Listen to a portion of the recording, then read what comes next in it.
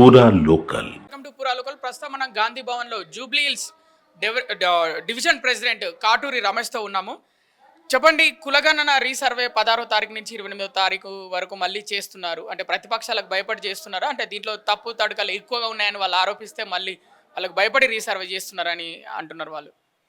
First of all పూరా local తరపు నుంచి పూరా తెలంగాణ యావత్ ప్రజలకు కూడా నా యొక్క నమస్కారాలు.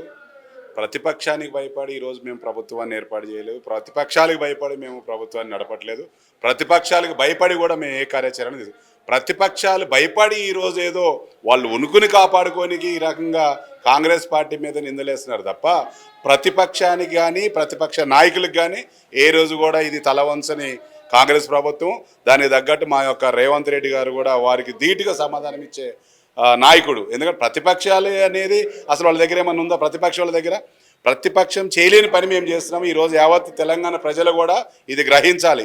ఎందుకంటే గత కొన్ని సంవత్సరాలుగా మన బీసీ కులకరణ కానీ ఎస్సీ వర్గీకరణ కానీ ఏది కూడా చేయని దద్దమ్మలు ఈరోజు మాట్లాడుతున్నారు.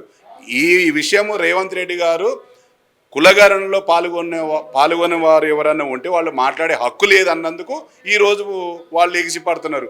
మేము ఒత్తిడి చేస్తేనే చేస్తున్నారు, లేకుంటే లేదు. మరి ఇప్పటికి సంవత్సరం అయితే అది ఆడబనుకున్నారు ప్రతిపక్ష నాయకులు. మరి ప్రతిపక్ష నాయకులు ఇప్పుడు కులగణనలో ఇప్పటికి కూడా, అంటే ఇప్పుడు ఒకసారి కులగణన పూర్తయింది, మళ్ళీ రీసర్వే కులగణన చేస్తున్నారు. ఇప్పుడు ప్రధాన ప్రతిపక్ష నాయకులైన కేసీఆర్, కేటీఆర్, హరీష్ రావు వీళ్ళు కులగణనలో పాల్గొనలేదు. మరి ఈసారి ఈ రీసర్వేలో కూడా పాల్గొనకపోతే పరిస్థితి ఏంటి? అది తెలంగాణ ప్రజలు గ్రహించాలి. ఖచ్చితంగా మేము ఒకటే చెప్తున్నాం, తెలంగాణ రాష్ట్రంలో ఉన్న ప్రజలకి ఖచ్చితంగా కులగణనలో పాల్గొనండి. ఈ యొక్క సర్వే మన జాతి అభివృద్ధికి మేలు జరుగుతుంది కాబట్టి కంపల్సరీ అందరూ కూడా పాల్గొనాలి. ఇప్పుడు ఎవరైతే మీరు చెప్పారో కేసీఆర్, తర్వాత కేటీఆర్, హరీష్ రావు వీళ్ళు పాల్గొనలేని వాళ్ళతో మనం కూడా ఇప్పుడు మా నాయకులే అన్నారు, మనం కూడా మాట్లాడుకోవడం వేస్ట్. వాళ్ళకు కూడా దయచేసి రిక్వెస్ట్ చేసినాం ఏంటంటే మీరు కూడా పాల్గొంటే జనాభా లెక్కలో వస్తారయ్యా, మీ శాతం ఎంత ఉందో కూడా బయటపడుతుంది, మీ భాగవతం కూడా బయటపడుతుందని ఖచ్చితంగా కులగణనలో మీరు కూడా పాల్గొనాలని నేను వాళ్ళకి హెచ్చరిస్తున్నాను.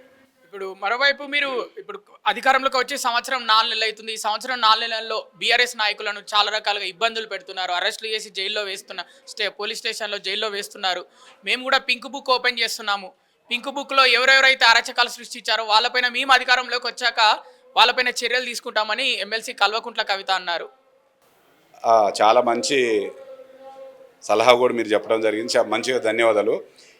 గత 10 ఏళ్లలో ఇదే ప్రభుత్వం అధికారంలో, టీఆర్ఎస్ ప్రభుత్వం అధికారంలో ఉంది కదా, కాంగ్రెస్ పార్టీ గతంలో కొన్నిసార్లు అధికారంలో ఉన్న కూడా మేము ఏ పింక్ బుక్ కానీ ఏ బ్లాక్ బుక్ కానీ ఏ వైట్ బుక్ పెట్టలేదు.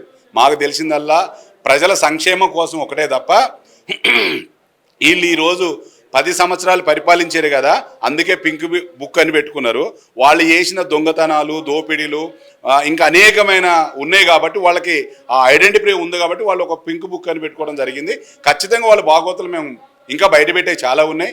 ఇప్పటికి అయ్యింది సంవత్సరం 4 నెలలు 5 నెలలే కాబట్టి ఇంకా కొన్ని సంవత్సరాలు మా ప్రభుత్వం అధికారంలో ఉంటుంది.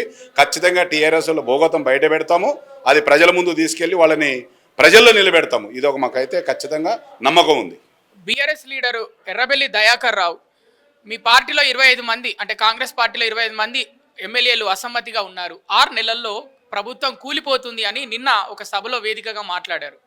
ఎర్రబెల్లి దయాకర్ గారు మాట్లాడారు కదా, ఇప్పటికి సంవత్సరన్నర కావస్తుంది కదా కాంగ్రెస్ ప్రభుత్వం అధికారం చేపట్టి. మరి సంవత్సరన్నరలోపు ఎక్కడ పోయింది ఎర్రబెల్లి దయాకర్ రావు?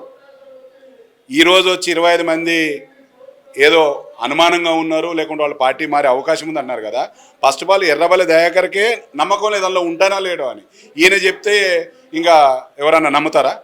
అది ఏది లేదు. ఖచ్చితంగా ప్రతి ఒక్క ఎమ్మెల్యే, మినిస్టరు, ప్రతి ఒక్క ఎమ్మెల్సీ, కాంగ్రెస్కు సంబంధించిన నాయకులు కూడా అందరూ కలిసికట్టుగా ఉన్నారు.